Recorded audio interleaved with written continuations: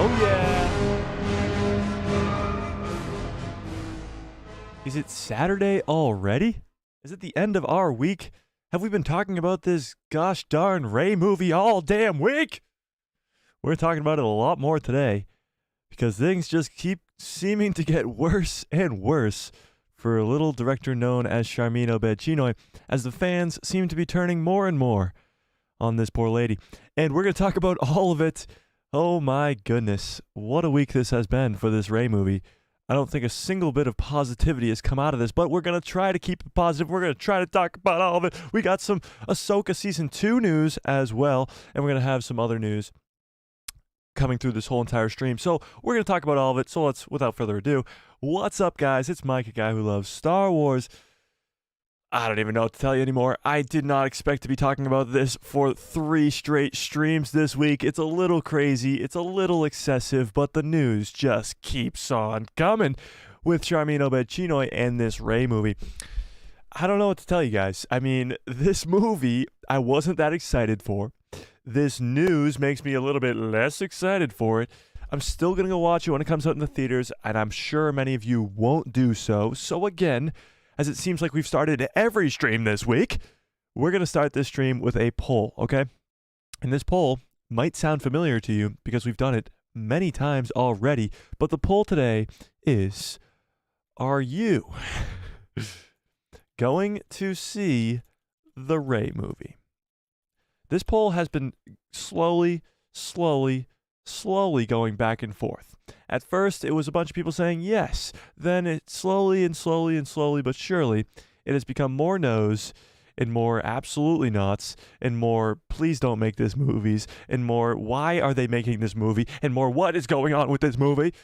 So I love to see where this poll is going to end up. That's for sure. So how are we doing today, chat?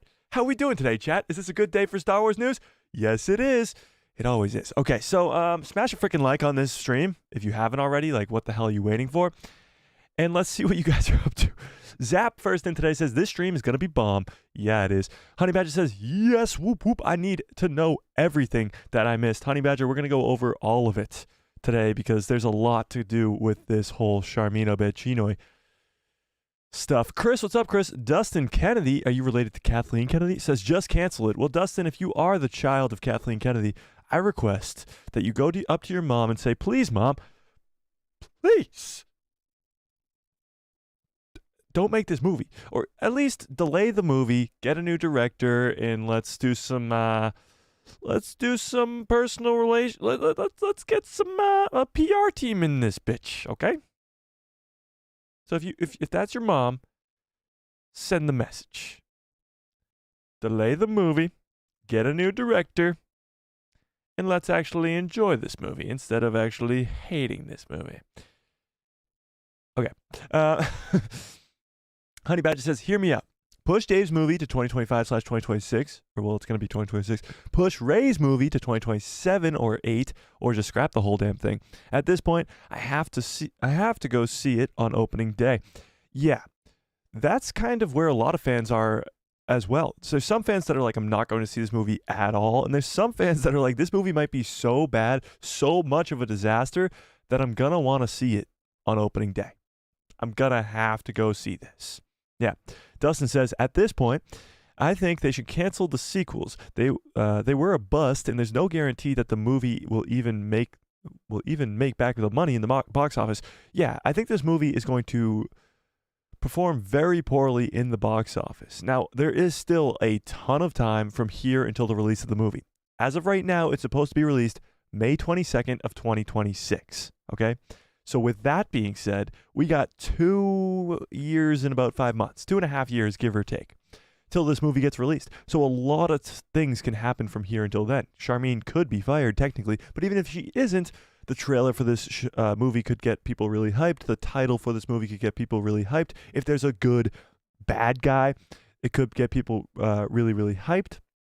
There's a lot of things that could go into this movie that could change the narrative or the conversation around this movie. If John Boyega comes back to play Finn and he's excited about it, that'll get a lot of fans hyped up. If Adam Driver says he's coming back to play some Ben Solo, a lot of people would be hyped up for that. And again, the plot of the movie is extremely important. Right now, we don't know anything about the movie, and that's what's really hurting the movie at this point. We don't know anything except for the fact that it's a Rey movie, and Sharmeen Obaid-Chinoy is saying some crazy stuff. And that's all we know. All right. Honey Badger says, only if Finn, Ben, and Poe are in it. If not, I at least ask for Anakin, or at least Anakin. If not, I will ask for a refund. Good luck getting that refund, Badger. Nope, it ain't happening. The Rey movie will be like buying front row tickets. Oh, okay. Yeah, no.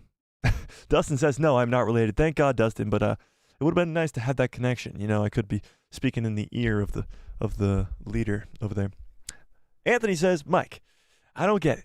Why can't the Mandoverse movie be the first Star Wars film to be released, since it's obviously the most promising and anticipated of the three? Anthony, I'm going to shoot it to you straight. I don't fucking know. I don't. It seems like a no-brainer.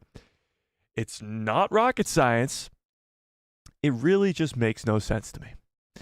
I don't know who's working over at that company called Lucasfilm, but they got some screws loose over there, up in the brain.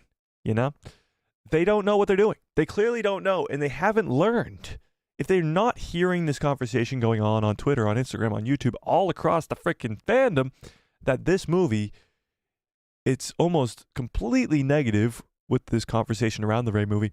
If they don't hear this, if they don't see this, then they're clearly so out of touch that there might not be any hope.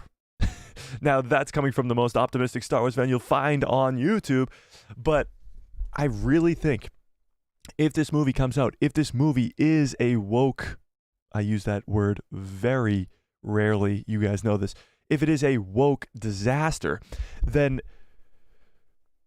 I mean, there's no other option but to scrap the whole damn thing, regroup, and cut ties with everybody.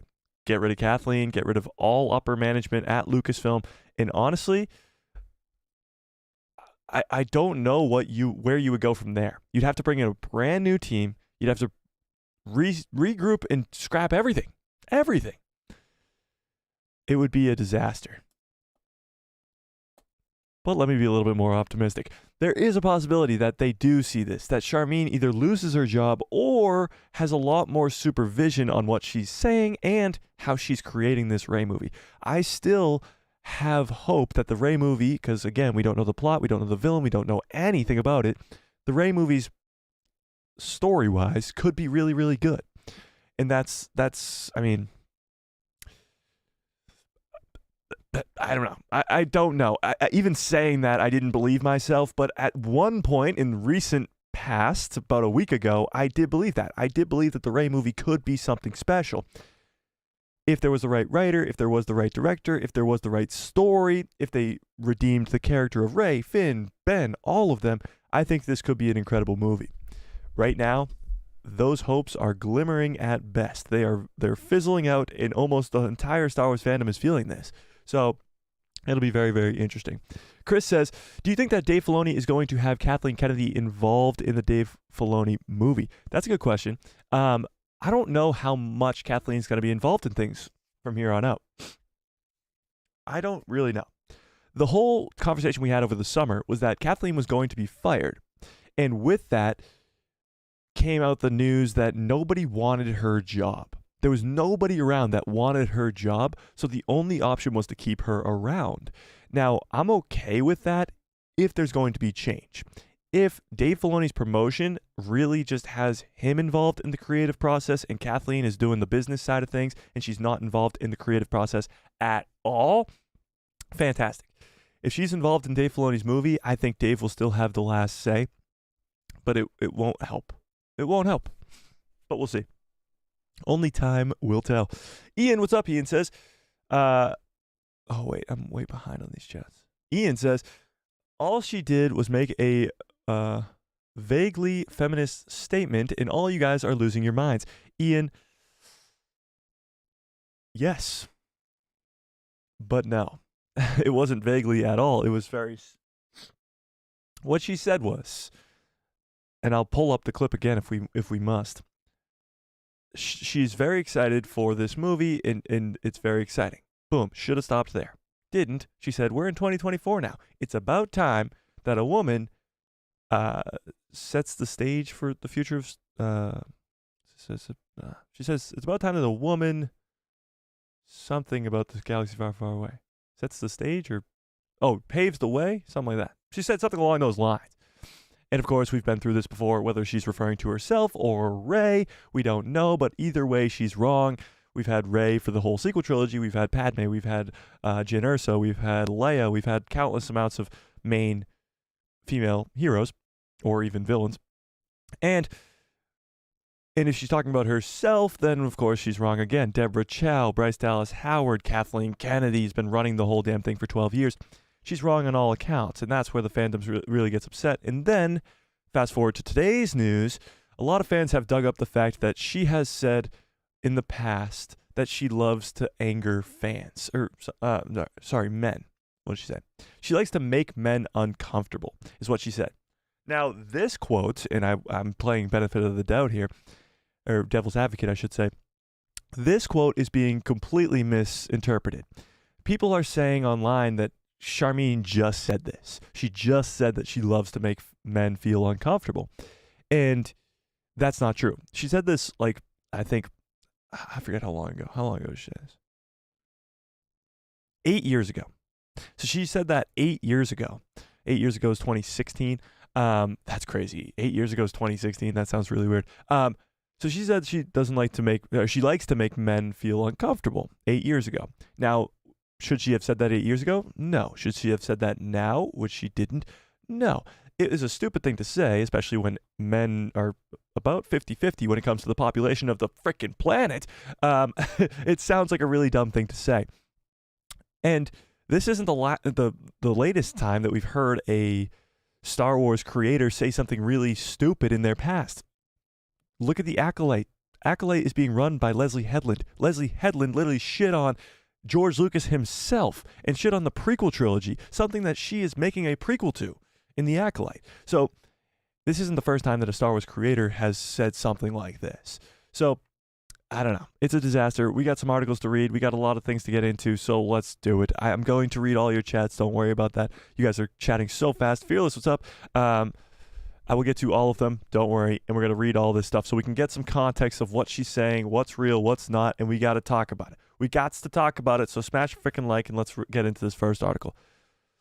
I don't like the likes on this video, honestly. I'm not liking it. I'm not liking it at all. All right. Let's start here. This is coming from Forbes magazine. Again, giving Charmin the benefit of the doubt.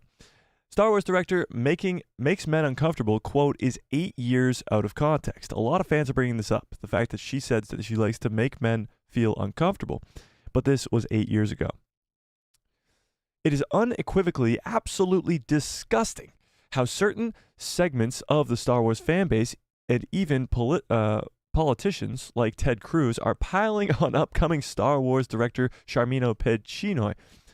This time for a quote where she said that she wants to make men uncomfortable. The video Ted Cruz is sharing from anti-trans crusader Matt Walsh shows Charmin obaid-chinoy on a panel, and it's being characterized as a recent quote about her plan for the Rey-led Star Wars movie, and that's just not true at all. So this was the quote, and this was the video. Let's press play here. Oh, what? I can't play this? Why would you put this here as a screenshot and not allow me to play it? Okay. Well, she just says, I like to make men uncomfortable. That's what she said. And then the whole fans laugh, or the audience laughs. In reality, this quote was not even from this decade. Well, that's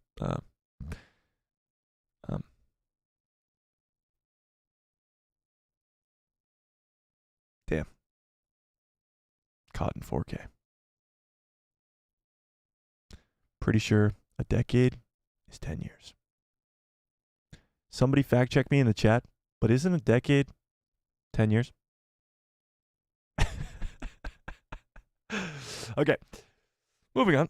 It's 8 years old, which is approximately over a decade. And the interview is it's in the context of her award-winning films about horror killings and acid attacks against women in their home country, in her home country of Pakistan. Whew. That brutal patriarchy is full of the men she likes to make uncomfortable, but now it's being dragged up, stripped out of context, and used in the latest anti-women crusade that has plagued Star Wars for years. Already feeding the maw of outrage YouTubers. Is that me? Is that me? I don't think it's me. Who make wildly watched videos about how the upcoming Rey movie is doomed because of her feminism. Okay, let me just back up real quick. Before we keep reading this crazy article, that's not me, of course. We know that around here, but I feel like I gotta make this clear, okay? That's, of course, not me. The surrounding conversation I've talked about with the Rey movie has been tremendously more positive than almost any other Star Wars YouTuber there is. I still do have hope for this movie.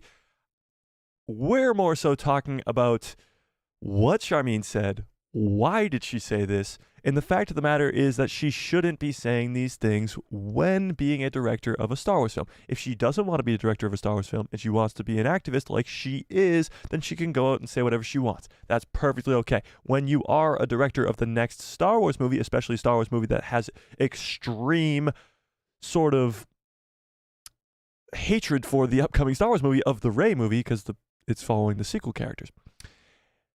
When the negativity is already focused on the Rey movie, and then you add a director who's going to add more negativity to that, it is not a formula for success. That's what we're talking about here today.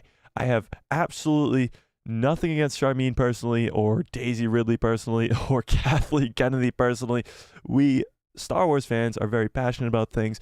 I can't speak for any other Star Wars YouTuber out there, but here, we're going to have a civilized conversation, and we're probably going to be a lot more positive than other places.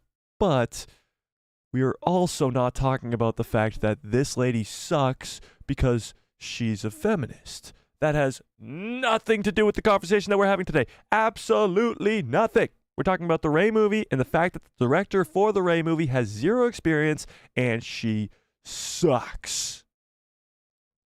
But it has nothing to do with any sort of politics or anything, okay?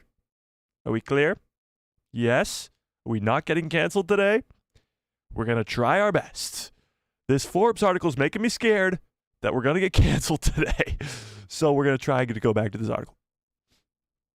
You guys would back me if I got canceled, right? I feel like I don't say anything to get myself canceled. Zap says, sure, Mike. Thanks, Zap. I appreciate it. Okay. This article is scaring me. I didn't read it. Probably should have read it beforehand, but whatever. This is the second time in a few weeks, actually in this week, that Charmin obaid-chinoy quote has made the rounds in this crowd. With the last one actually about Star Wars itself, albeit willingly misread many times over. There, obaid-chinoy said, "We are in 2024, and it's about time that we had a woman shape a story in the galaxy far, far away." That's the quote we talked about on Thursday and on Tuesday. This led men to start listing important female Star Wars characters, but Charmin obaid-chinoy is obviously referring to her being the first female director of any Star Wars movie ever, which is just a fact. Yes, it is a fact. Can't get canceled. Thanks, Honey Badger. It is a fact. She is the first female director of a Star Wars movie. We will continue to read this article, but I feel like I got to go full screen for this. She is the first director of a Star Wars movie. Now, again, it was a really horrible decision to have her be the first ever female director of the Rey movie. If you wanted to have an easy win, you probably should have went with something like the Mando movie, or a more surefire win than a Rey movie for your first ever female director. I feel like you're setting Charmin up for failure. I feel like Kathleen Kennedy has hired her to fail. And that's not on Charmin at all. That's just purely on Kathleen Kennedy's hands. So the fact that she's a female director and being the first female director of a Star Wars movie is fantastic. Round of applause. Sure, whatever. But why make it the Rey movie? Why literally just pave the road for her to fail? Pretty much. Just fail. It's a bad move, a really bad move. But honestly, we talked about this on Thursday.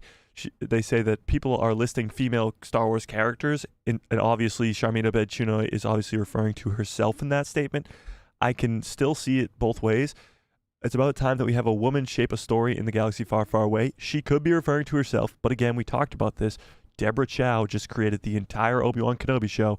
Bryce Dallas Howard has created some of the best Star Wars Mando episodes, and Kathleen Kennedy has been shaping the galaxy far, far away for 12 years. So in either instance, and this article is not going to bring that up, but in either instance, this article and these people who are saying that Charmin is not wrong, she is. She's wrong either way, whether she's referring to Rey shaping the Star Wars galaxy or whether she's referring to her being a director or a female or whatever shaping Star Wars. There's been female directors before. There's been Kathleen Kennedy as the leader of the whole damn operation for 12 years. So either way, she is incorrect.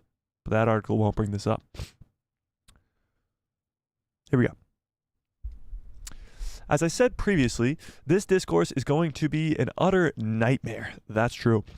And we're 21 minutes into the stream, and it is an utter nightmare. Charmin Obaid-Chinoy is going to keep delivering completely normal quotes. Okay, let's be completely honest. And you guys tell me if I'm wrong here, because maybe I am. Maybe I'm way wrong here. They're saying that this is a completely normal quote. Let's go read the quote again. This is the quote at hand. We are in 2024. It is about time that we have a woman shape a story in this galaxy far, far away. Other than Kathleen Kennedy,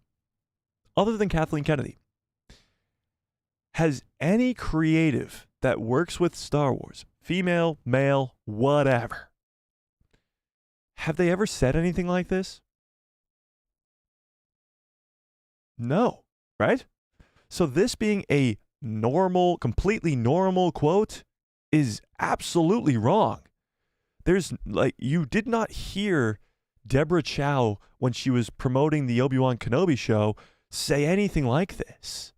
And she was a female who was shaping the Star Wars galaxy in a very important way. Obi-Wan versus Anakin, the rematch of the century, that's way more important than what we are talking about here today.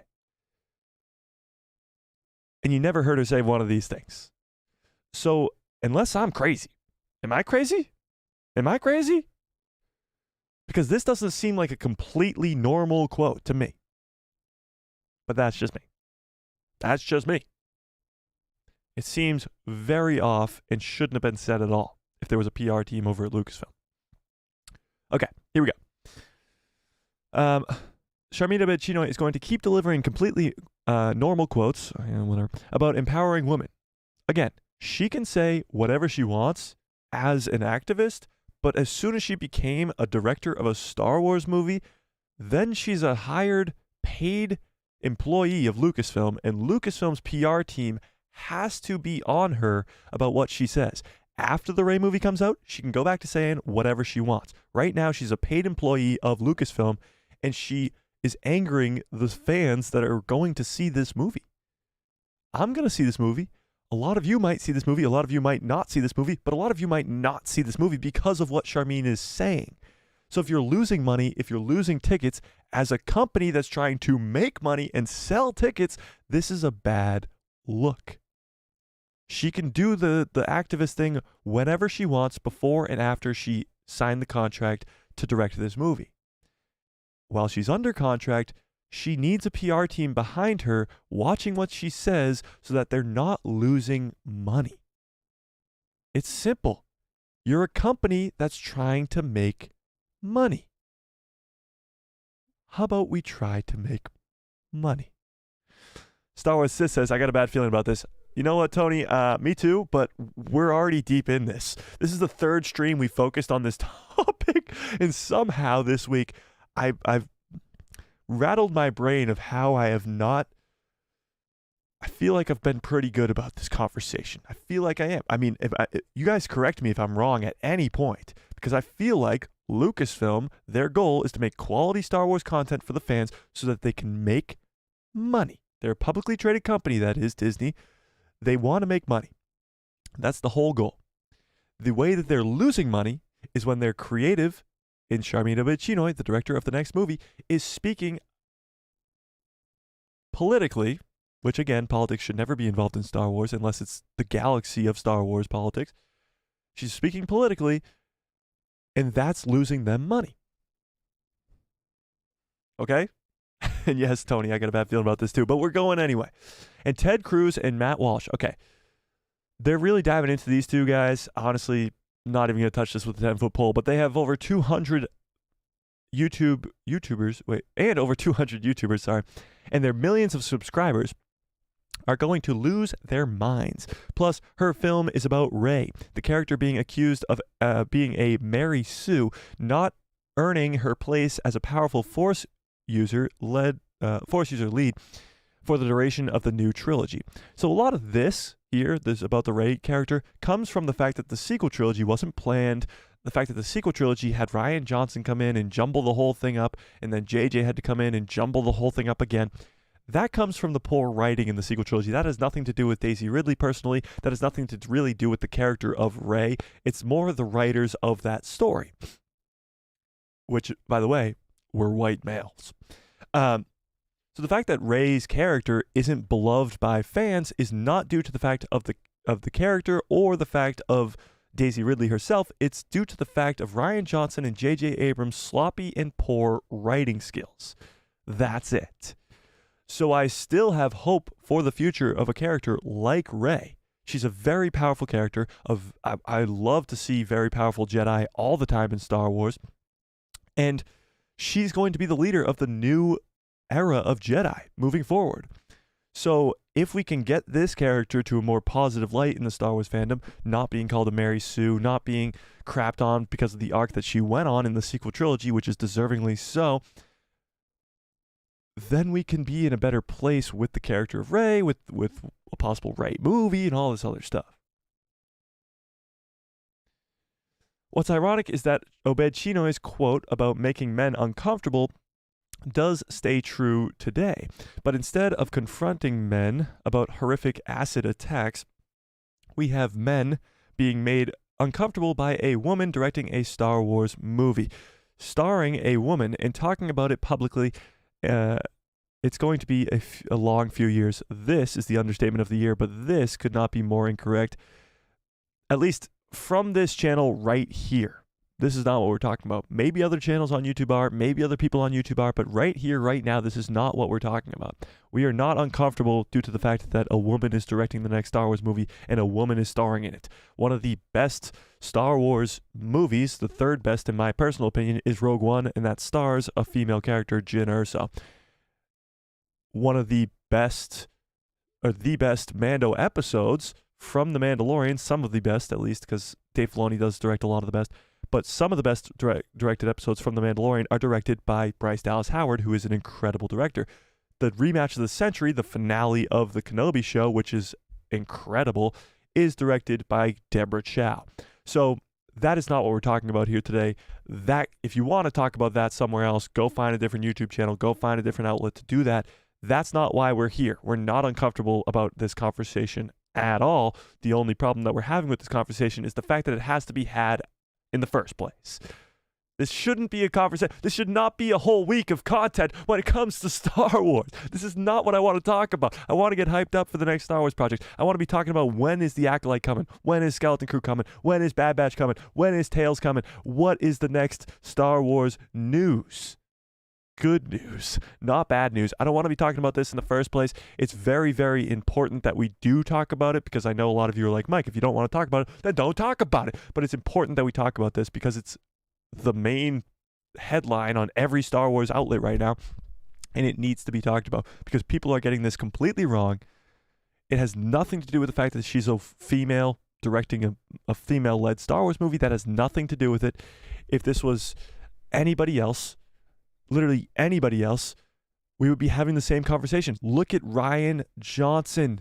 The guy completely divided the Star Wars fandom. He's literally the same. I compare the two because they seem so similar in my mind. Rian Johnson wants to make people uncomfortable and wanted to make fans either love or hate his movie. And that's what happened with The Last Jedi. Charmin wants to make people feel uncomfortable. She wants to do all this other stuff. It's going to be the same outcome. If Disney's really trying to learn from their mistakes, if they're really trying to fix what they've done, they're going to have to see this as history repeating itself. Because I have the same exact feeling of what I felt about Rian Johnson about Charmin obaid-chinoy. The two couldn't be anything more. They literally couldn't be more polar opposites in the viewing aspect. One's a Pakistani female, one's a white male. I don't even know where Rian Johnson's from. But there could not be more polar opposites visually. But creating a Star Wars content, as of right now, they seem exactly the same to me. And that's what scares me about this Rey movie, is I feel The Last Jedi Part 2 is coming. And that's what worries me. So we're going to continue to talk about this, and I'm going to read your chats. But if I see any chats that I don't want to read, I'm not going to read them, because this is where this whole thing gets a little shaky. All right, I got to scroll all the way up here. Hang on. To get back all the way to the top here. Let's see. Where was I? Ian says, I mean, I agree. It makes more sense to put the Mando movie first. Yeah. I mean, just as being a company that wants to make more money, like I said earlier, you're probably going to want to make the Mando movie first. Chris says, do you think that... Oh, I already said that. Honey Badger says, everyone forgets about my boy Oscar Isaac. Put some respect on Poe's name. Yeah, I do hope we see Poe in the Rey movie. I do. I really do. I don't know how big of a impact he's going to have or how big of a role he's going to have. Maybe he's going to be in like the Senate or something, or maybe he'll be the general of the new Republic fleet. I don't know. I just don't think he'll have a major role. Anthony says the Mandoverse is very much Dave Filoni and Jon Favreau's baby.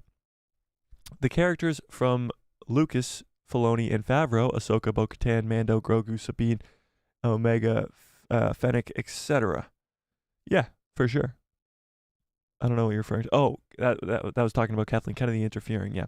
Honey Badger says, Poe really stole the show for me after Finn's misuse and Kylo's 15-foot long shirtless scene. Oh, wait, what? 15-foot long shirtless scene? What? Oscar Carries in Moon Knight is my favorite Marvel character right now. Well, there you go. You're a big Oscar fan.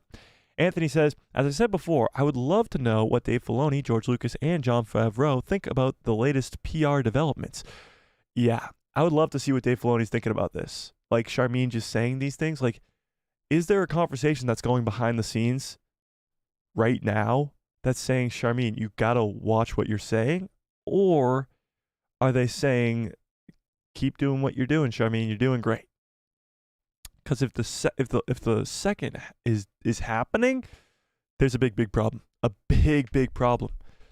Because regardless of whether Lucasfilm or Disney as a company believes in what Charmin is saying, has nothing to do with the fact that she's angering the fans that are going to spend money on the content that you're creating.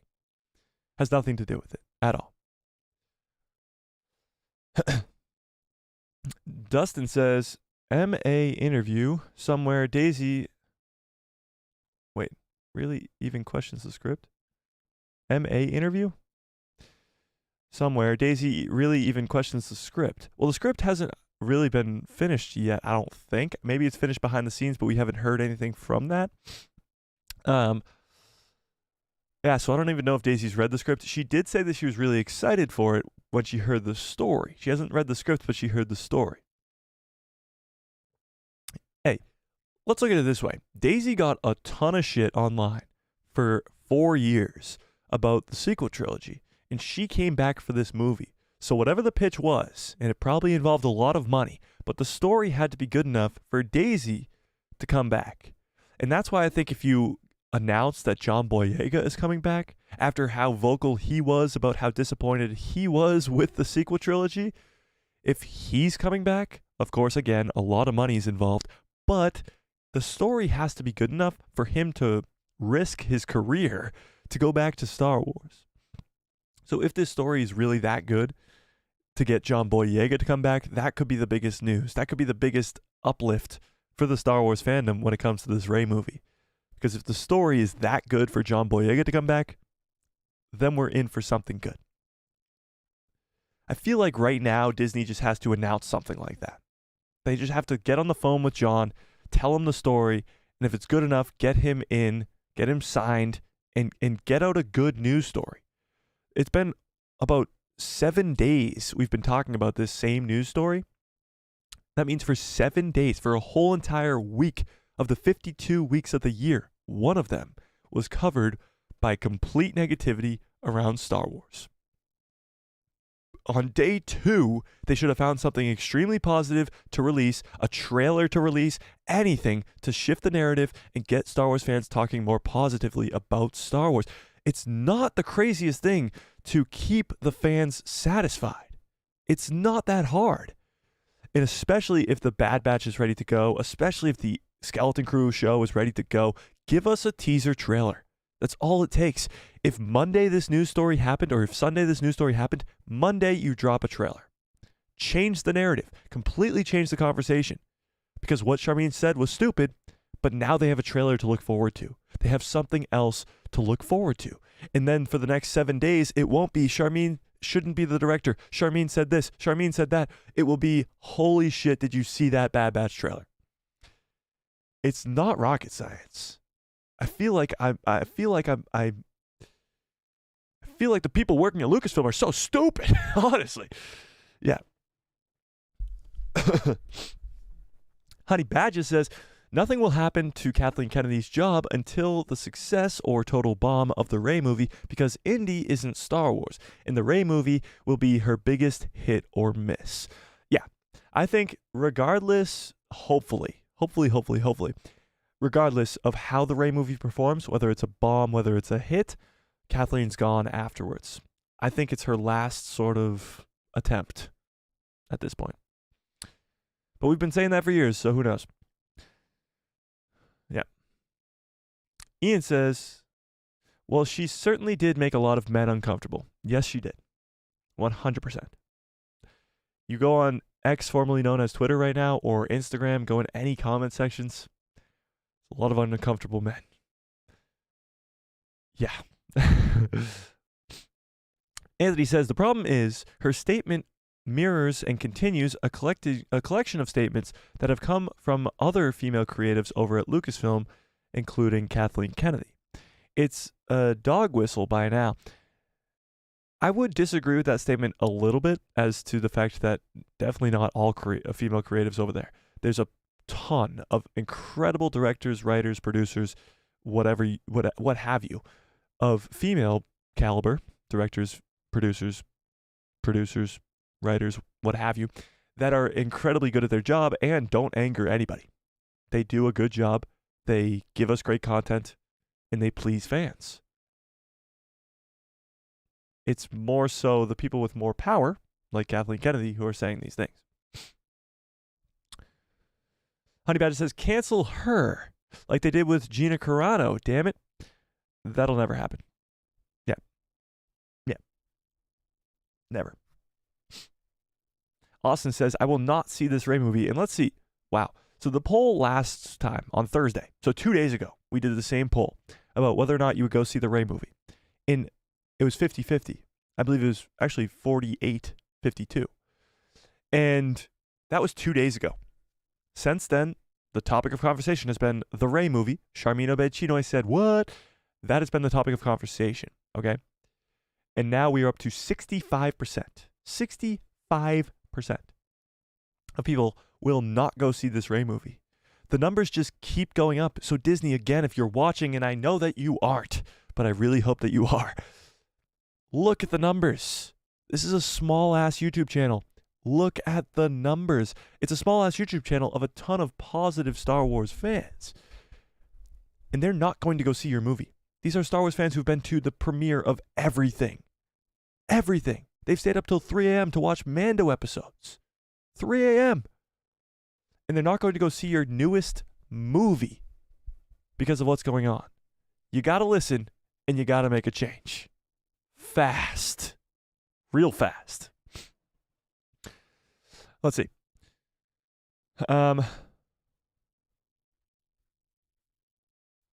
Zap says, yes, Mike, it is. I don't know what you're saying that to, but yes, I agree.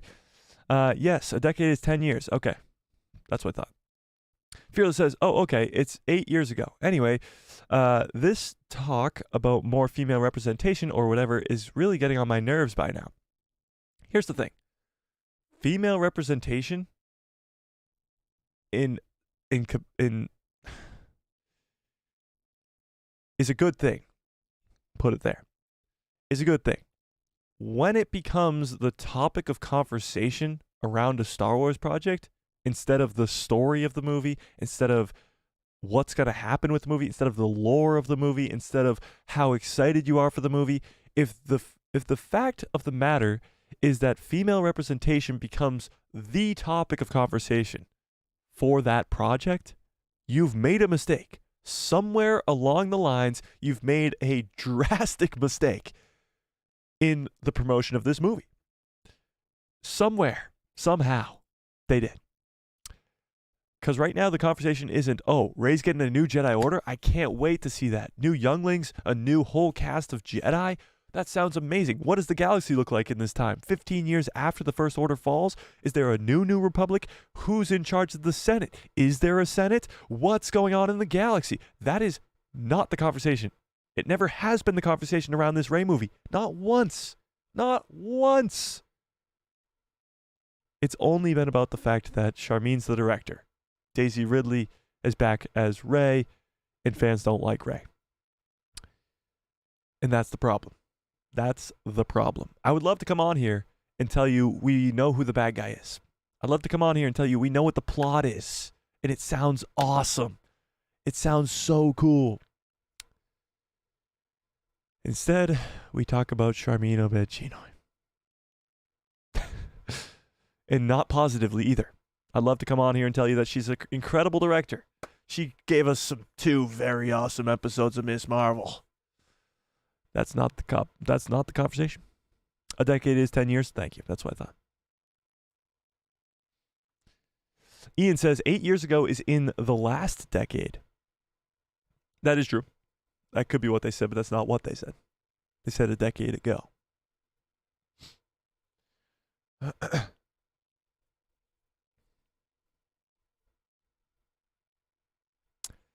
Anthony says, the author is noting that the statement occurred in the 2010s, and while freaking out about it in 2024, but she hasn't gone to social media to negate her statement. That's true. She hasn't come out to say anything about it, one way or another.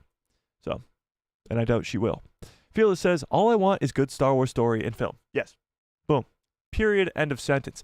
All I want is for the Rey movie to succeed. That's all I want. I want the character of Rey, Finn, Poe, Rose, Kylo, all of the characters from the sequel trilogy. I want them to be redeemed. I want their character arcs to succeed. That's it. I want a good movie. I want to look forward to the Rey movie. That's it. Chris says, I'm going to see the new Aquaman in the Lost Kingdom today in theaters. Chris, I really, really, really, really, really wish you luck.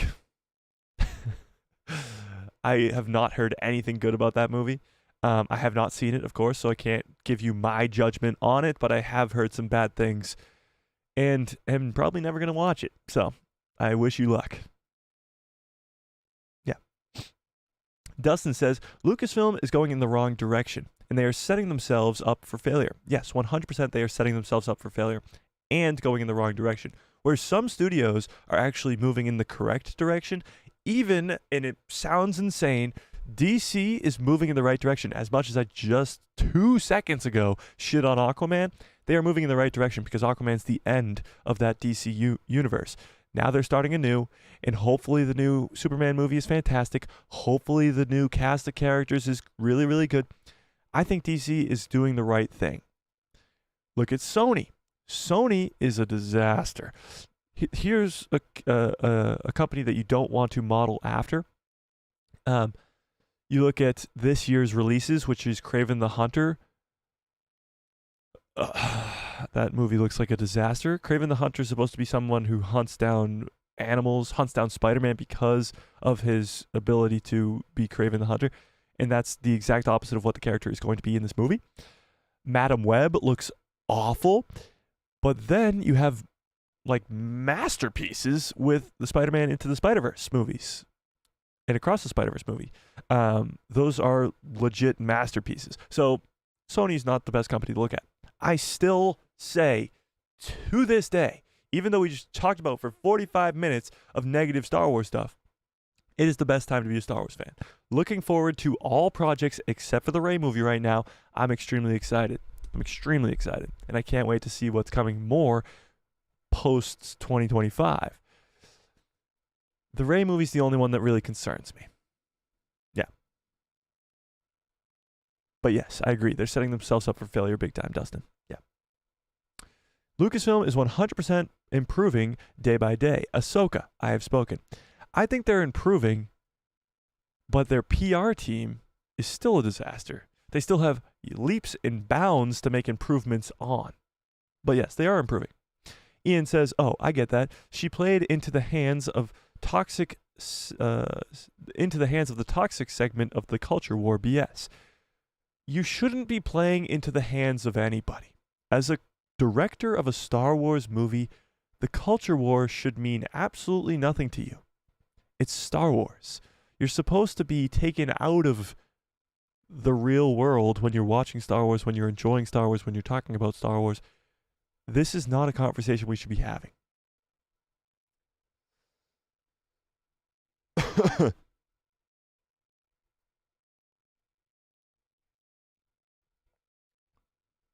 Ian says, I'm glad you clarified that. I was about to leave. Well, Ian, I'm glad you stayed. And I don't know what I clarified, but I'm glad I did.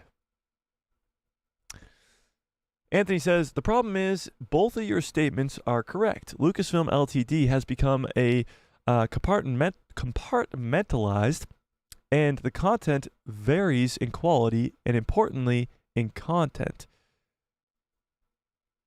Yes, I mean, it varies very drastically from project to project. Is that what you mean? But now that you have one creative in Dave Filoni, involved in all of it,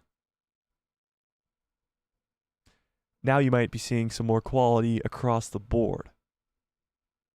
Fearless says, did we ever have a good female villain in Star Wars canon? Is Abeloth in canon? Abeloth is not technically in canon yet. She's still in Legends. It was alluded to her in the Ahsoka show, but she's not technically in canon yet. So, no, technically we haven't had a good female villain yet, but there's a ton of incredible Legends villains, from Abeloth, of course, but Darth Talon is incredible. Like, there's a bunch of Legends female villains that are really, really cool, but they haven't yet to be brought into canon. And you look at, like, female villains in other sort of areas of media, there's some incredible ones. I think one that goes extremely underrated is Hela from Thor Ragnarok, but you've had some incredible ones. Thanks, Dustin. I appreciate that. He says, I would back you up. Anthony says, Mike, it seems to many Star Wars fans that this is Kathleen Kennedy's Hail Mary attempt at solidifying Rey's legacy and relevance in the Star Wars universe, past and present. The sequel trilogy is bad. So, here are my comical thoughts. Imagine if the announcement had been that Bryce Dallas Howard would be the first female director for a Star Wars theatrical release. Result, no problem from the fans. Yes, that has been sort of my... That has sort of been my argument from the start. If Charmin had worked on The Mandalorian and done an incredibly well job, like, every director that comes in should have a few episodes of a Disney Plus show. They don't have to be in charge of the whole show. They don't have to be the showrunner. They don't have to do multiple episodes. They only have to really do one if it's an incredible episode. So, like you're saying, Anthony, if Bryce Dallas Howard was the one who was announced to get her own movie, there would be no problem at all. Because Star Wars fans know that she's an incredible director because of what she has shown us with Star Wars content. Charmine has none of that. No experience with Star Wars. And that's what's really bothering me specifically, but a lot of fans as well. Star Wars Sith said this a long time ago. I got a bad feeling about this. Yes, Tony, me too. But we're going pretty well, I think. Anthony says, the first ones that came to mind are Ventress. Oh, yeah. Asajj Ventress is, of course, a female bad guy. Governor Price, that's true too. Mother Talzin. Oh, Morgan Elsbeth. What am I talking about? Of course, there is bad. And Palpatine's Force-sensitive girlfriend, Shin. Oh, wait, who's... Oh, Shin, of course. So far, in anti-hero status, that's true. There are some very good female baddies in Star Wars. 100%. Yeah. Yeah.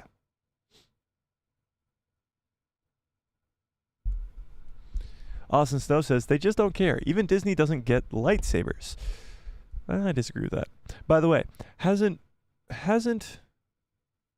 virtually every Star Wars fan praised the return of The Mandalorian as one of the best Star Wars pieces, period, by Bryce Dallas Howard? Return of the Mandalorian? Which episode's that? I don't even know. Let's double check it. Return of the Mandalorian. What is that? Which episode is that? Help me out in the chat. I'm sure it's fantastic. I know Bryce Dallas Howard's episodes are really, really good. I just don't know which one that is. Chris says, have you watched The Aquaman Lost Kingdom yet? No. Movie? There were some pretty bad reviews. Oh, there was pretty bad reviews and mixtures on that movie. I have not seen it. I have heard the bad reviews, and I don't plan on seeing it. So, no. Tell me what you think, though, Chris, because I'm very intrigued. Austin says, making men uncomfortable. Oh, wait. We got more garbage going on. What? I'm confused. Fearless says, I have a phone call, but I'll be back. But I'm back now. Oh, I had a phone call. Well, welcome back. Honey Badger says, if I get a couple tickets to Star Wars Celebration in Japan in 2025, would you come? Gonna go with some buddies? Ooh, that would be kind of sick. I'll be down. I want to go to Japan in 2025, but right now it seems just financially a stupid decision. Because going to Japan is a very expensive task, and going to a celebration, I'm sure, is also a very expensive task. However, where this channel is at will fully depend on whether or not I go to that Star Wars Celebration. So let's get those subscribers up and smash a freaking like on this video so we can get me to Japan. Okay? Chris says, do you think Luke's Force Ghost will have a pretty cool role in the Rey movie? And do you think that Rey will have a connection with Luke in a fight scene with some villain in the new one, like Obi-Wan and Luke did in the original trilogy? I hope so. Kathleen Kennedy has said they're going to go away from Force Ghosts in this, so I don't know. But I do hope that Luke is some sort of like Obi-Wan in the original trilogy type vibe in this Rey movie. Yeah, that'd be nice. It would be nice. Fearless says, we never had a female villain in the movies. Yes. One day we will have a movie with all female cast if this goes on. Yeah, no males involved. I could see that, but I hope it doesn't get that way. Yeah. Neil Lowry, what's up, Neil, says, I have zero faith in the Rey movie. Honestly, Neil, you're probably not the only one. You're probably not the only one. But I have some hope. I do have some hope. And a lot can happen between now and then. From the trailer, to the plot, to the villain, a lot can happen. Dr. Ratty Ross, what's up, Dr. Ratty Ross, says, just by hearing her statement, I feel uncomfortable from being a girl. Ironic. Well, yeah. You're fully sort of shying away from your male audience. And let's be honest, with Star Wars, it is a majority male audience. Now, I know there's a ton of Star Wars female fans. Do not get me wrong. I know there are, and I know a lot of them are in this chat right now, so don't get mad at me. I know you exist, but you cannot deny that the majority of the fandom is male. It's probably a lot more female now than it's ever been, but it still is probably majority male. That's just a fact, okay? I'm not trying to anger you or anything. It's probably just a fact. So when you're taking the majority of your fandom and trying to upset them, that is just dumb. I don't know if I can get that across even better. Dumb. It's very dumb. Yes. Dustin says, I have no interest in this movie. It seems to be the common occurrence around here. Yeah. Yeah. I hope we get more Luke Skywalker while he's still alive. It would be pretty cool to see more of his role in the Mandoverse movie. Yeah, I think you'll definitely see more of Luke Skywalker in the Mandoverse, but I do want to see more of Mark Hamill as Luke Skywalker without any deepfake in the Rey movie. That'll be nice. It would be nice. Fearless says, I am a female, and I am all for it. But like many already said, if that's the topic and you're emphasizing it instead of promoting the film, then something is going wrong. Yeah.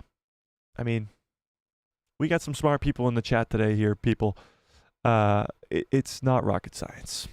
We can have a civilized conversation about this and really see what's actually going on here. And the fact of the matter is, they got a director who doesn't know what she's doing, has no experience with Star Wars, and is speaking out of her ass, and fans don't like it. They just don't like it. So why keep her around?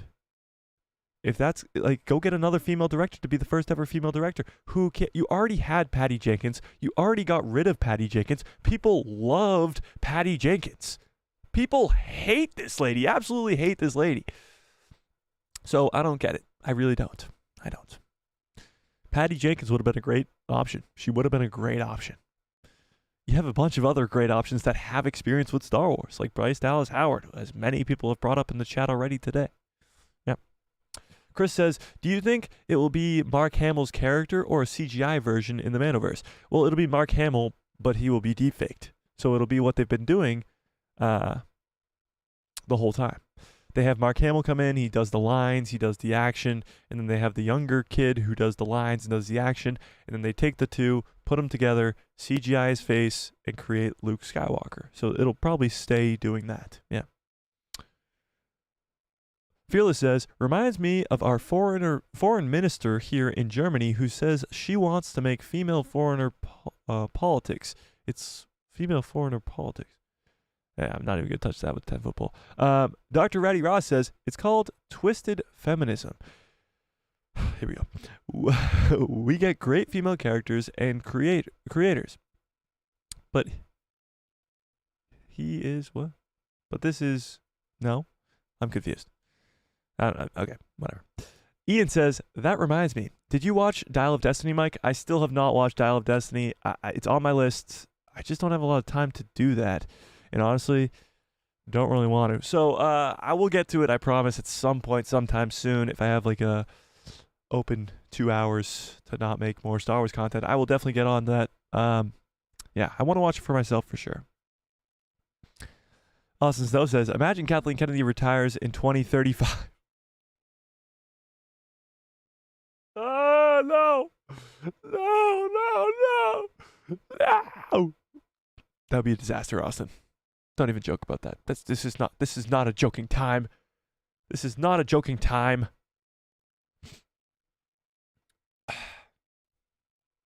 Your old toys, what's up, says, if he says, I will go see the Rey movie just to watch Rey get shit on. I'm definitely going to watch the Rey movie, and I'm still going to go in with an open mind and hope that they fix these characters. But right now, it doesn't seem too promising. Honey Badger says, hey, Asajj Ventress was great. I know, I forgot about Asajj. I apologize. I apologize dearly. I forgot about Asajj Ventress. How could I? I apologize.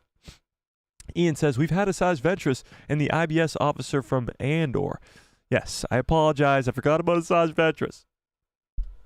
But that IBS officer, let's be honest, wasn't really a good If you guys didn't catch that, I said, you know. Ian says, I would love to see Bryce Dallas Howard get a movie. Me too. Let's do it. Let's just cut ties with Charmin and then just bring in, like, how good of a PR blessing would that be? Charmin gets cut, round of applause. Bryce Dallas Howard gets the job, and all fans would be like, hang on a second. The Rey movie might be bad, but now Bryce Dallas Howard's directing it. Could be good. Because now you don't have Bryce Dallas Howard. You also have Bryce Dallas Howard and Stephen Knight still writing it. Because Stephen Knight wrote Peaky Blinders, and he still is an incredible writer. Fearless says, what do you think? Is Andor a success because it's practically free of all Skywalkers? What?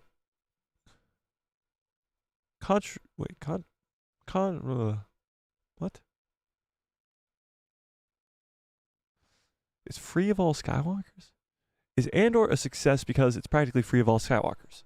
No, that's not the success of Andor. Andor is a success because of the writing and the time that got put into it. It's the quality of the content with Andor. So the people who really, really love Andor love it because of the quality and because of the story being told. Not the fact that it has nothing to do with the Skywalkers. No. Ian says, it would be fun to see Shin Hati face off against Rey. That would be cool. If Shin got a lot more powerful and then faced up against Rey, that would be cool. Yeah. Anthony says, The Book of Boba Fett Chapter 5. Basically, it was the original Season 3 premiere of The Mandalorian. Okay, so that was the episode that you were talking about with Bryce Dallas Howard. Yeah, that is a great episode. That's the one with the M1 Starfighter. That is an incredible episode. Yeah. Honey Badger says, Celebration trip will be completely on me. What? I'm taking Trevor and myself so far. Celebration and Japan are on my bucket list, and free haircuts on the way. What the? Badger, you're paying for this? You taking the whole, all the people who love Star Wars? Are you taking everybody? Dustin says, get rid of Kathleen Kennedy. Or wait, what? Get rid of Kennedy and put Tony Gilroy in charge. Okay, here's where that's a big problem. Tony Gilroy doesn't know Star Wars. He also doesn't want to know Star Wars. The reason that you have Easter eggs in the Andor show is because of the pull of other people. Dave Filoni and the writing team. So, like Luthen's shop and stuff, like, he didn't know that stuff was going on. Tony Gilroy is a great writer, but he doesn't understand Star Wars. So to put him in charge would not be the best. I think you should have him writing stuff with Star Wars creatives, but no. How do you imagine you don't want to make that claim? You don't want to make that promise. You don't want to do it. Dr. Ratty Ross says, her speaking out is weird. Who? I'm confused. Your old toy said, Dial of Destiny is better than Crystal Skull. Well, I still haven't seen it, so I don't know. But Crystal Skull definitely was the worst of the first four, so that might not be too hard to do. Come on, Mike. How could you forget about Asajj Ventress? I apologize. Why not Deborah Chow? Shit, she's even better than Charmine. Bryce Dallas Howard is 10 times better, and we love, and with her love and knowledge for Star Wars is unmatched, in my opinion. With a high percentage of directors, Bryce Dallas Howard and Rick Famuyiwa are the GOATs. Yeah, those two are definitely the top when it comes to those Mando directors. Deborah Chow is probably better than Charmine, but she has even had some sort of backlash from the Kenobi show as well. The best directors we have right now, besides John and Dave, in my opinion, are Rick and Bryce Dallas Howard. Yeah. I hope Shin kills Rey. That would be crazy. Let the Palpatines die. That would be wild. 5 people limit. We're at 3 so far. Let's take Star Wars Sith and Knights of Melvin. Melvin wouldn't come. Melvin wouldn't come to Star Wars Celebration. You know that. All right. Let's read this, and then we're going to move on from the whole Charmine thing, okay? We're moving on as soon as we read this. All right, let's do it. So this is coming from Screen Rant. Star Wars fact check. No, Charmine obaid-chinoy hasn't said Rey movie will make men feel uncomfortable. So this is what we're talking about. Star Wars fandom is locked in a heated debate, like 7 days of a heated debate, over this Rey New Jedi Order movie. Based on the 8-year-old quote that is being ripped out of context. Well, first of all, this quote has just come up over the last couple days. This debate has been going on for years.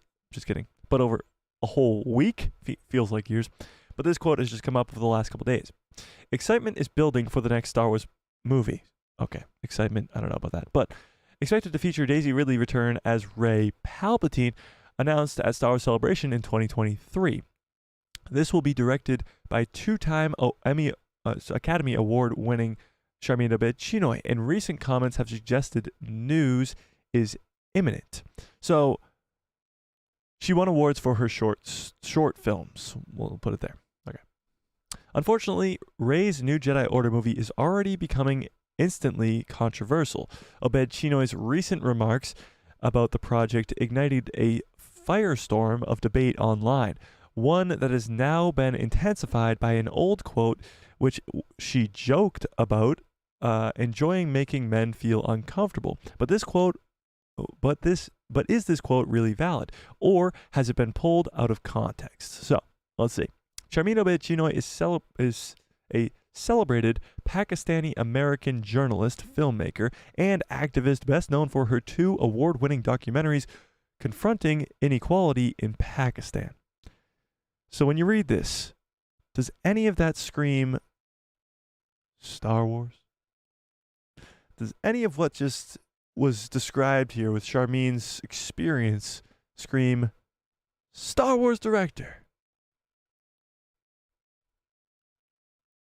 Honestly, no.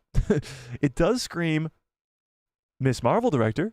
Miss Marvel is a Pakistani teenage girl talking about the history of Pakistan. Yes, that's what she should be directing, not a Star Wars movie. But that's just me. One discussed acid attacks on women, and other focused on honor killings. Her works have been hugely influential, resulting in actual changes in the laws pertaining to honor killings in Pakistan. In 2012, the government of Pakistan awarded Charmin Obaid-Chinoy one of the highest civil honors, and Time magazine recognized her as one of the top 100 most influential people in the world. This is fantastic. I mean, round of applause for Charmin. This is amazing. 1,000%. Huge for her. Fantastic. This is impressive. This is quite frankly extremely impressive. However, has nothing to do with Star Wars. And honestly, this makes me want her to continue the work that she was doing there. She's making actual change in government in Pakistan. Like, she should continue to be doing this work. This is fantastic work. She probably shouldn't be doing the Rey movie. But that's just me. This is the context in which 8 years ago, Charmin Obaid-Chinoy joked that she likes to make men feel uncomfortable. The full quote can be watched on YouTube, but it's clear about the work, her work as an activist campaigning against acid attacks on young girls and honor killings. These documentaries are understandably uncomfortable viewings for men, but that kind of discomfort is the only way to drive change. This quote. The quotes are nothing to do with Star Wars, which makes their current use in the fandom rather disappointing. I agree with this. I absolutely agree with this. It has nothing to do with Star Wars, and it is disappointing that people are bringing this up. And the fact of the matter is, what this quote actually did was make a change, like a big-time change. Zero problem with this at all. She sounds like an incredible person. She's done some incredible things in her life so far. Star Wars should not be one of them. It's just as simple as that. We're not going to watch this. This is a full-on video about it, but literally all she says, and the quote should be down here. Oh, maybe it's not. She literally just says it's like a joke at the time. She says she likes to make men feel uncomfortable. You guys know me. If there was a quote like that where she actually said she likes to make men feel uncomfortable, I would have made a video on this already. I would have made a full video, a short, everything about this already. It would have been the name of this whole damn discussion, that Charmin likes to make men feel uncomfortable. This is not what we're talking about today, because this is an 8-year-old quote, and it has nothing to do with Star Wars. And it has everything to do with something very important at the time. In the sense of which, any movie continuing the story of Rey Palpatine was going to be controversial. Yes, absolutely. 100% it was. So that's, again, another reason why I don't think they should have Charmin as the director, because she's even more controversial, and you want to take away controversy than anything else. This Star Wars sequel trilogy has come in for heavy criticism. That's the understatement of the year. And a lot of it is justified. There is striking lack of coherence in the ongoing narrative, and the Star Wars Rise of Skywalker is generally viewed as a disappointing conclusion. But these criticisms are mixed with a lot of others who feel more than a little misogynistic. Some online voices seem to have learned the truth of Yoda's words. The anger can be seductive, and they've used it to draw clicks and views. 100%. Again, the same reason I did not use this quote to make more content. I could have gotten thousands upon thousands of views, likes, comments, followers, whatever, for doing that. That's not what it's about here. This is not what we're doing. We're giving you the news as it is, as it should be given. All these other Star Wars content creators that are making just videos to lie to the fans, to garner followers and views, is disgusting. So the fact of the matter is, we're talking about this, we're breaking it down, and we're having a civilized discussion together and actually figuring out what's going on here. Yeah, we'll put it that way. The criticism already directed towards Charmin Obaid-Chinoy seems disturbingly strong, given the troubled context. It's hard not to feel that there is already a campaign mounting against her in certain circles. I still agree that she shouldn't be directing this movie, but not for the same reasons that these people are. With British right-wing newspapers, The Telegraph, using the current fervor as an opportunity to claim that she is not experienced enough to direct a Star Wars movie in the first place. To be fair, the article is more even-handed than the headline. I actually agree with this. I don't think she's experienced enough to direct a Star Wars movie. I think you have to have experience with Star Wars to direct a Star Wars movie. Simple as that. It's the same issue they had with J.J. Abrams and Rian Johnson in the sequel trilogy. They didn't have experience with Star Wars, and they failed miserably with the sequel trilogy. Dave Filoni has extreme experience when it comes to Star Wars, with the Clone Wars, being the apprentice to George Lucas, all that. So his experience is what made The Mandalorian great. It's what made the team up between him and Jon Favreau, because Jon Favreau loved Star Wars but didn't have any experience with Star Wars, creating Star Wars, and Jon Favreau did. That team up created an incredible story in The Mandalorian, an incredible story in Ahsoka, and was probably going to be an incredible story in the Mandoverse movie. When you have experience with Star Wars, when you know what you're doing with Star Wars, then you're going to create great content. And that's not what I feel about Charmin Obaid-Chinoy. Ultimately, it seems many do not want to give Obaid-Chinoy a chance to prove herself. I do, in a Disney Plus show first. Don't give her the coup de grace, the Rey movie, without giving her the chance to prove herself. I want to see her prove herself, but I want to see her prove herself in a smaller scale, in something that can be bad without being a disaster. If the Rey movie's bad, it's a disaster. If one episode of The Mandalorian Season 4 is bad, it's not a disaster. Simple as that. Even though such a prestigious filmmaker should really be seen as something of a coup for Lucasfilm, I agree she is probably a prestigious filmmaker, but not in any sense of a sci-fi or Star Wars filmmaker at all. The last few years have seen Star Wars begin to broaden its horizons. Star Wars Visions has given animation houses from around the world the opportunity to play in George Lucas's sandbox, and resulting in 2 seasons of animated shorts that have been incredible additions to the franchise. Not only will Charmin Obaid-Chinoy be the first female to direct and helm a Star Wars movie, she will also be the first Pakistani American to do so, which is tremendously exciting. I mean, it's cool, but I wouldn't call it exciting. It will be a thrill to see such a different perspective on the Star Wars galaxy. I agree. At a smaller scale. Let her prove herself first, the same way that all these other directors in the Mandalorian verse are doing. Let her prove herself first, and then give her a movie.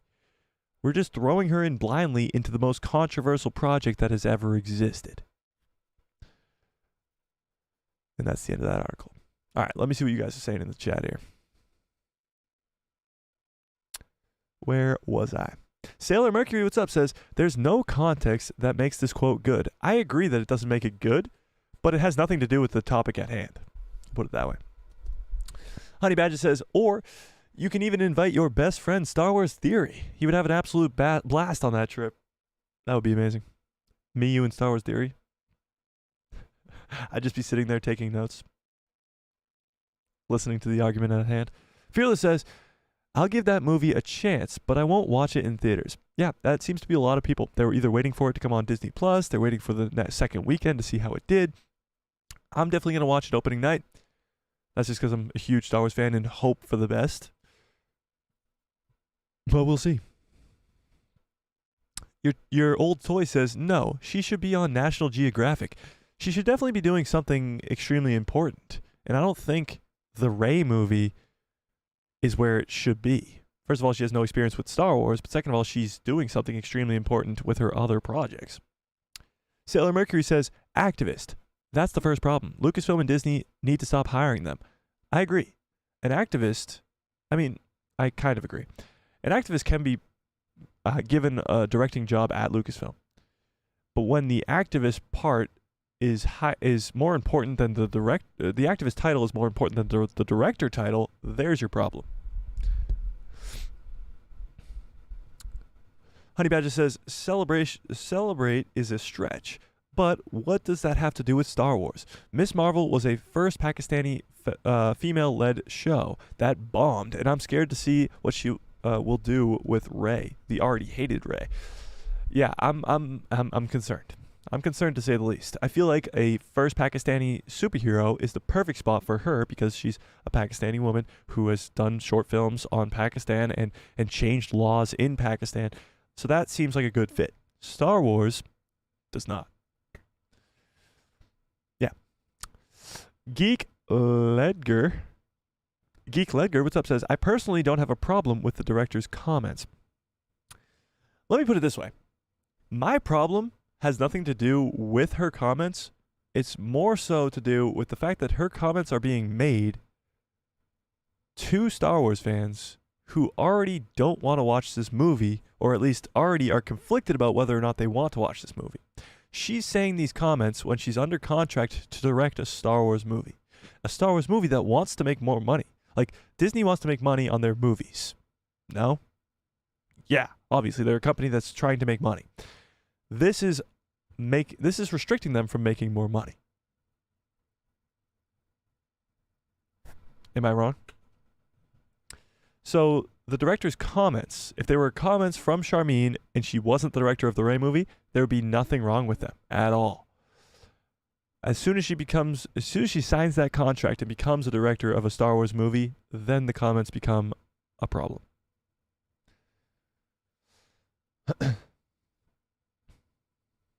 Honey Badger says, I have 0 problems with her comments. I have 100% problems with her creative and directorial decisions and visions. Yeah.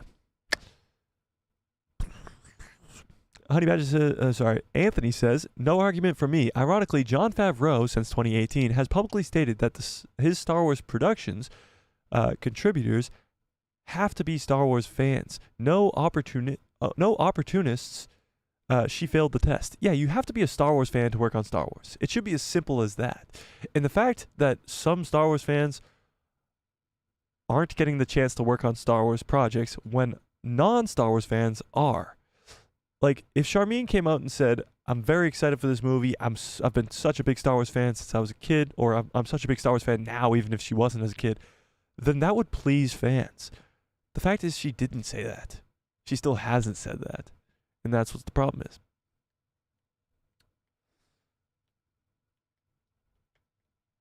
Sailor Mercury says, acid attacks should be uncomfortable for everybody, not just men, though. Well, yeah, obviously, those are very uncomfortable. I think the more so of that comment was that it was being done by men. Geek Ledger says, the making men comfortable thing doesn't affect because she isn't trying to make me specifically uncomfortable. She's referring to her documentary that are specifically aimed towards educating bigoted men. Yeah, 100%. That comment is from 8 years ago, and it has nothing to do with the topic at hand, and honestly, I think it has nothing to do with the conversation at all. So honestly didn't even want to talk about it too much. And we did talk about it because it is being talked about in the Star Wars fandom, and we had to clear things up about what was really going on with those comments. They have nothing to do with it. They were 8 years ago. They had nothing to do with Star Wars at the time. They actually did. They were said as a joke at the time, but they were also said in a serious matter, talking about a serious matter, I should say. Her Star Wars movie is separate from her documentary work. She's taken this on as a passion project because she loves Star Wars. She has yet to say that. She's yet to come out and say, I love Star Wars. I've loved Star Wars. And that would honestly make probably at least me feel a lot better about this. But she hasn't said that. She seems to be another one of these creatives like a J.J. Abrams, kind of. Because J.J. loved the original trilogy, but he has spoken very freely about how much he disliked the prequel trilogy. And you can tell in the sequels because they almost avoid any conversations about the prequel trilogy. It's almost like the prequels didn't exist when you watch the sequel trilogy. So it does remind me a lot of J.J. Abrams, where he hated the prequels. And I don't like that one bit. Anthony says, and has she put out a statement like you just said, since her statement on CNN? That was extremely recent. I don't know what her CNN comment was. I'm just aware of the making men uncomfortable. Did she say something recently? Well, yes. So she said, and we talked about this, but obviously you weren't here, so that's okay. We said this on Tuesday and on Thursday's stream. She said on CNN that it's 2024. It's time that a woman stepped in and woman. Shit, I always misquote it. I don't want to misquote it. We are in 2024, and it's about time that we had a woman shape the story in a galaxy far, far away. That was what originally started this whole conversation, honestly. That's what began this whole thing. So that's the problem in a nutshell. She never should have said that in the first place because it means nothing. It doesn't matter. It really has nothing to do with the story at hand or anything at all. And knowing that this is going to anger fans, a PR team should have been there to stop this. And it had nothing to do with the conversation. Like the CNN interview had nothing to do with Star Wars at all except for the first 2 seconds. Yeah.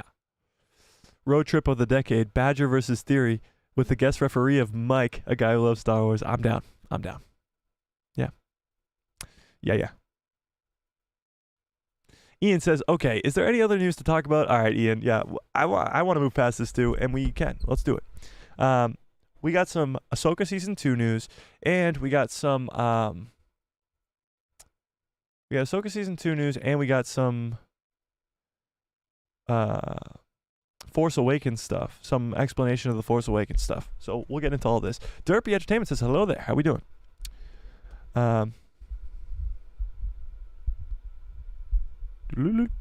Geek Ledger says, but I agree. It's a little disingenuous that she doesn't acknowledge the woman that came before her. Well, yeah, obviously.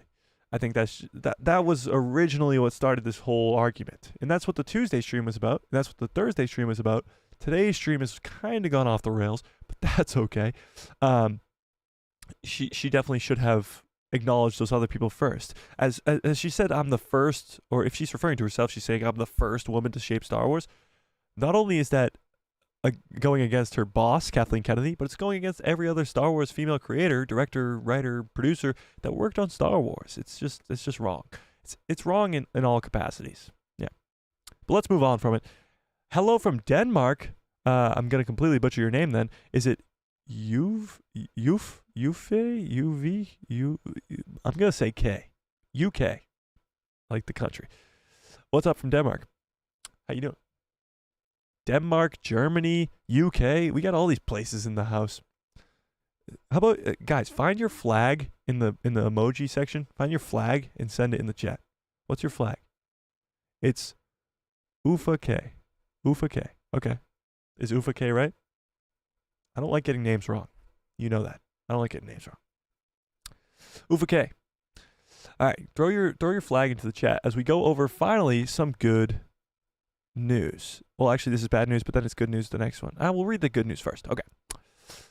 Rosario Dawson teases Ahsoka Season 2 could be made very soon. A decision on Ahsoka Season 2 could be made very soon. Okay. In a new interview with Entertainment Weekly's Dagobah Dispatch podcast, Rosario Dawson spoke at length about her experience on the Ahsoka Disney Plus series. Among several fun anecdotes from the set, she also confirmed that no movement on the second season has happened before the holidays, when the interview was recorded. However, she teased that Lucasfilm might have been waiting for the new year to make a decision.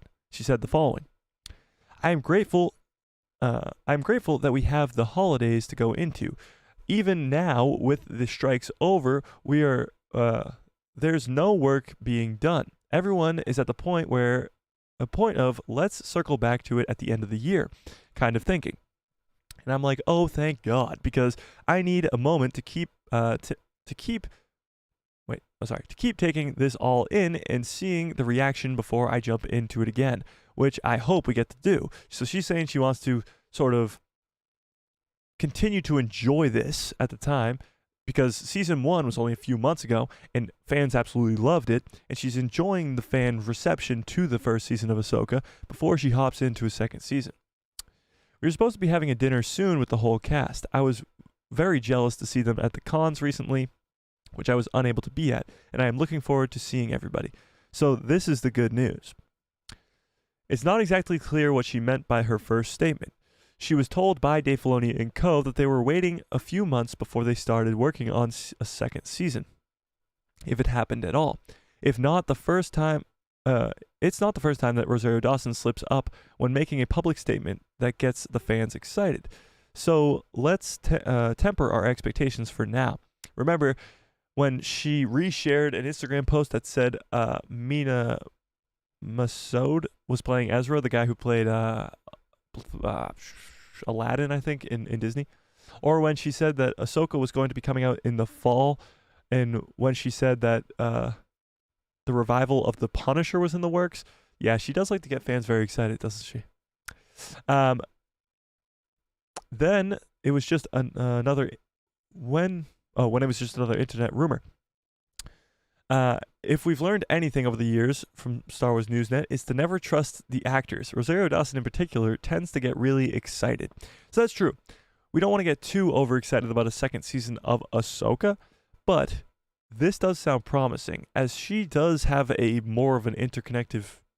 She has a conversation with Dave Filoni, and we don't, pretty much. She's had conversations with Disney and with Lucasfilm and with Dave Filoni about a second season of Ahsoka, and we have not. So she knows a lot more than we do, and I'm sure we won't get an announcement for Ahsoka Season 2 until probably this year, later on in the year.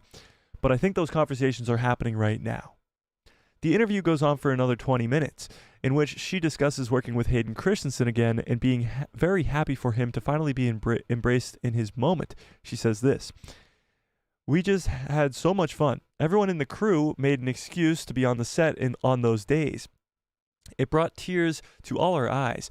I love Hayden. He's such a wonderful man.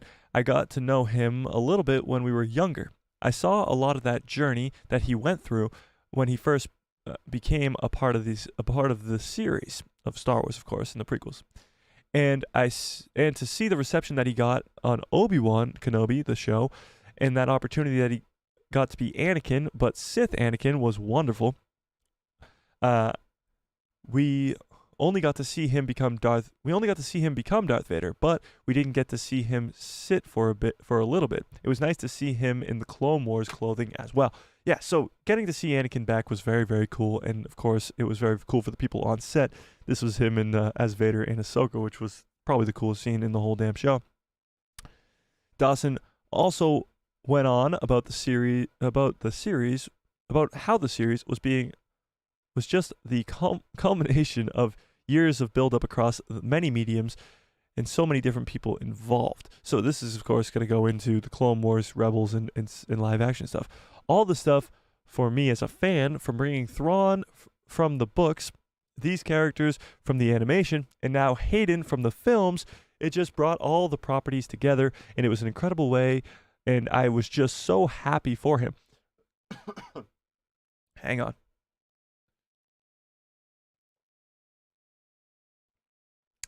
Okay. I was just so happy for him that he got to express the fullness of his character. him being this teacher, seeing him being masterful in that way. I don't know. I just love it. I loved it for him, and I texted him congratulations. So we never really got to see Anakin as a master in live action. We got to see him as Padawan in the first 3 movies. We got to see him as Darth Vader in the next 3 movies, but we never really got to see him as a master. And in Ahsoka, you get to see that. He gets to give Ahsoka one last lesson in that 5th and 4th episode, and that's what's really, really cool. Yeah. The reaction that people got is so deserving. Yeah, I mean, the reaction to this episode was incredible. I know that he had a much more challenging time in the originally, so it feels really beautiful that we got to the place where we can appreciate appreciation and clarity are there of what the whole scope of this universe is and what it has to offer. I think it's so cool that Andor and Acolyte coming, they are building different textures of it that we can explore with a lot of people. But the fact is, the fact that it's still something that moves people so much is in that way is significant. What George Lucas created with those characters and this story is so impactful for generations.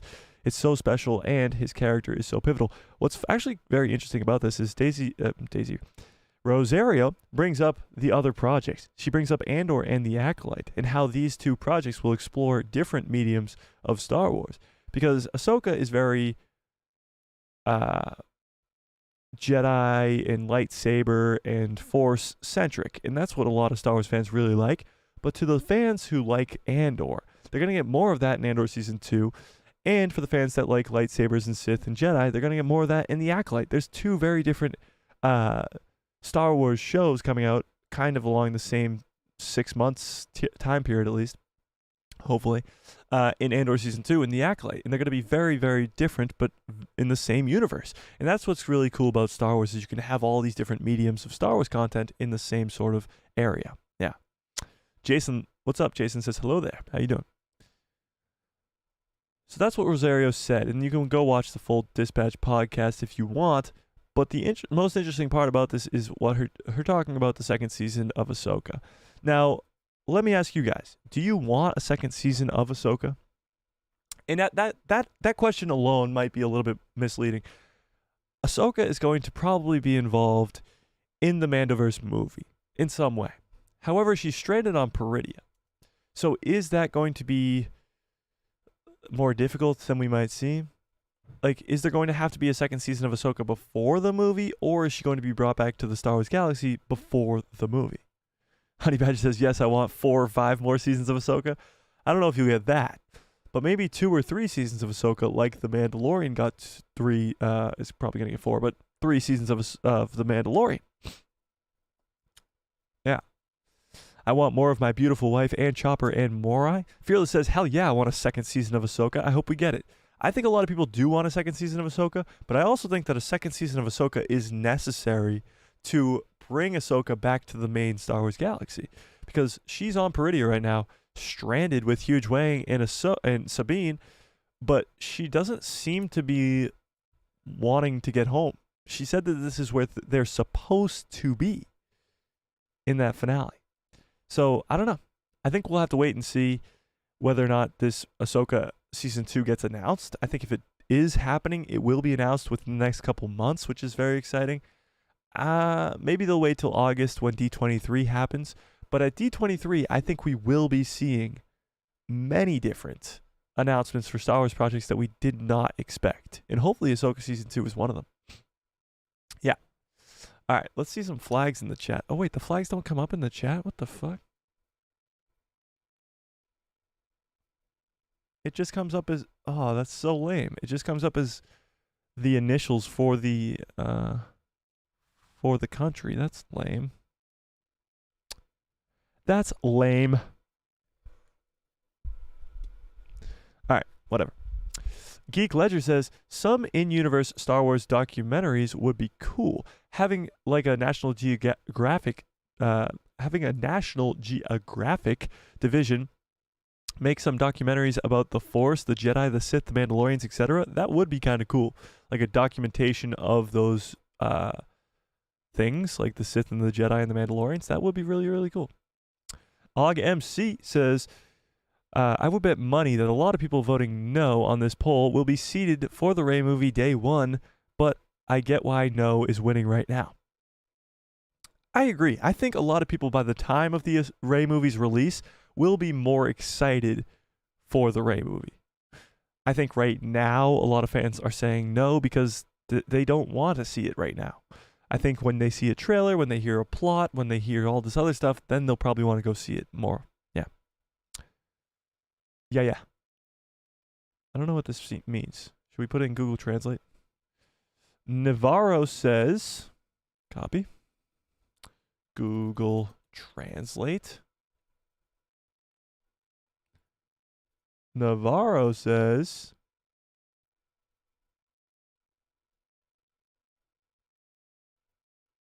I don't know what this means.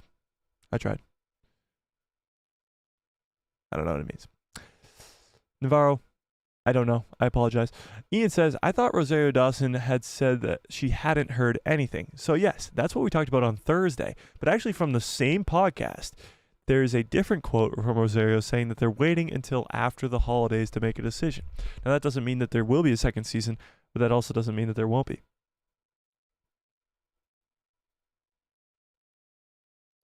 Dang it. All right.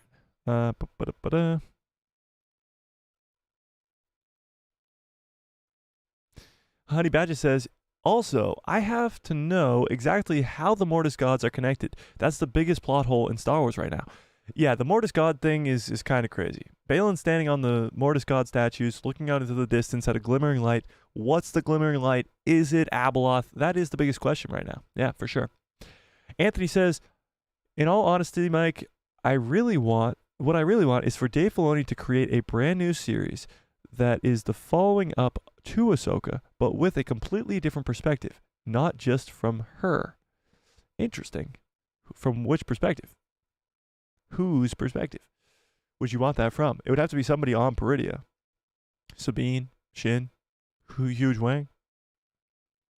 If season 2 gets made, Ufa K says, if season 2 gets made, I'm curious what they'll do with Baylan. Yeah, I mean, they're probably going to have to recast him. I mean, that's probably the only option at this point. You can't really deepfake him, and recast seems to be the only option. I don't know. What do you guys think? Recast Baylan? Yes? Geek Ledger says, I feel like there have always been two groups of the Star Wars fandom ever since episode 4, A New Hope. There have been those who like the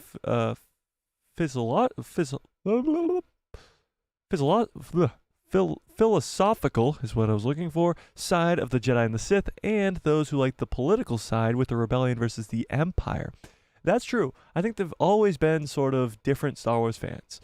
Always. From day one, from A New Hope. There have always been different people who like different aspects of Star Wars. You're 100% right.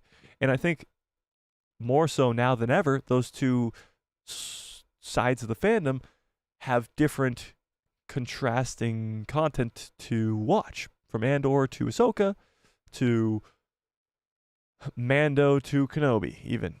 I guess Mando's not really because it has the Force involved with Grogu and stuff like that, but you know what I mean. Jason likes you. Jason says they should have taken their time before the movie and bring Ahsoka back like the others. This could also explain what's going on and what happens with Baylan. Yeah, I agree. I think they definitely should take their time. I mean, they have until the end of 2026, so that's a lot of time.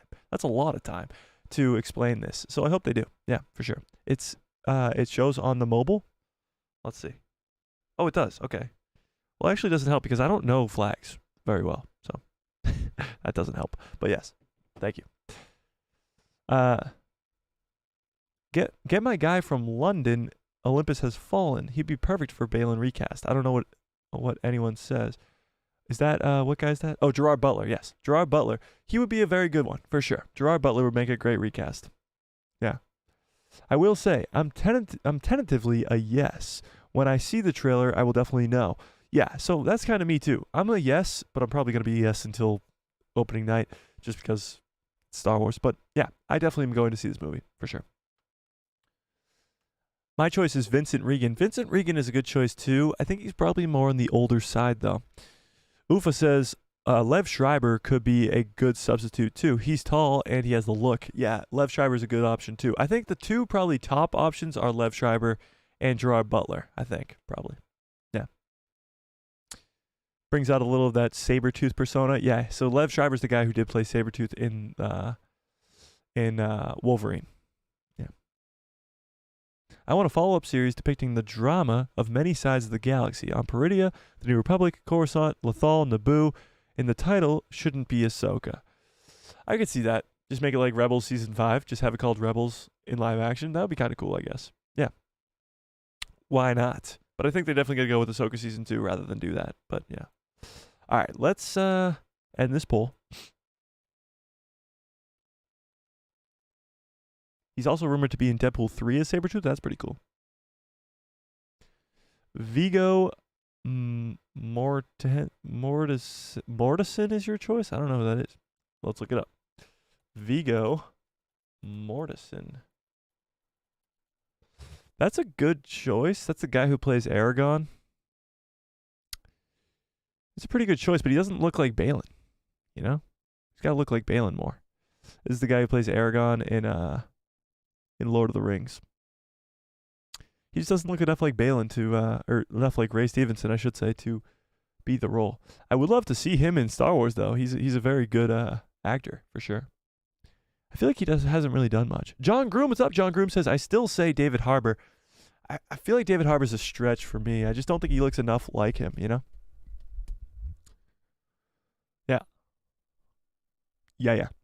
All right. That poll ended with 54% of you, it kind of did even out a little bit, but still more than on Thursday's stream. 54% of you say no, you're not going to watch the Rey movie, which is kind of concerning. But hopefully that does change as we get a trailer and all this other stuff comes around.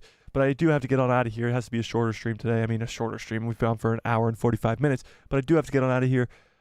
It's a same reason we had to have this earlier stream. I got a busy night ahead of me. So smash a like on this video. Hit subscribe if you haven't already. Guys, we are coming close to 6,000 subscribers already. It's insane. I know. It's wild. We are growing so fast, and I cannot thank you guys enough. To all of those new people in the chats, I really do appreciate you. To all of the, of course, members, I appreciate you guys. Become a member. It's only 99 cents. You get some awesome, cool perks with it. Giveaways, of course. We'll have a giveaway later on in this month and stuff like that. Honey Badger says, Mike, play Fortnite with me tonight. I might. If I'm around, I definitely will. I definitely will if I'm around. You know that. We'll see. Yeah. Mike must have a hot date. I do. No, I don't. But I do. You know? Where is it? Where is she? Where is this thing? Where'd it go? There is a girl who loves Star Wars. I don't know what to tell you guys. But there's a picture of her somewhere. I don't know where this is. Somewhere. It's me, her, and Hayden. She does exist, so yeah. Hate to break it to you. Taken. All right. Russell Crowe's a good choice too. Yeah, for sure. Yeah. Best channel on YouTube. Hashtag the people who love Star Wars. Hashtag good cups follow orders. I didn't even get to bring the good cup that follows orders out tonight yet. Dun dun. I was talking too much. I didn't take enough sips of water. I appreciate you, Badger, though. I do. I really do. Ufa says, but then again, Star Wars never really cast big-name actors, except for, of course, Alec Guinness and Peter Cushing and stuff like that. But yeah, I agree. Yeah, they always take the smaller cast, or the smaller actors to be the main roles, for sure. Yeah. All the good guys are taken. Yeah, it's true. If you guys want, I can totally convince the girl who loves Star Wars to come on here. So let's get that going. Let's get her involved. Get her to talk about Star Wars. Honey Badger's single. All right, I'm gonna get on out of here. You guys are the absolute best. Smash a like on this video if you haven't yet. Hit subscribe and hit that bell so you get notified every time I post a video.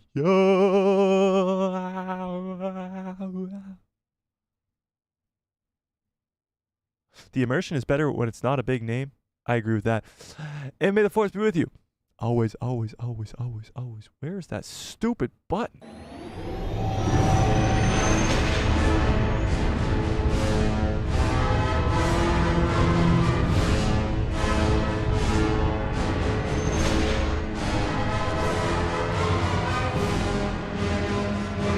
Oh, yeah. Zap, you were very quiet today. Just kidding. Much love. What a great stream. What a great show. You guys are the absolute best. I hope you have a great rest of your evening, a great rest of your lives, and good night, everybody.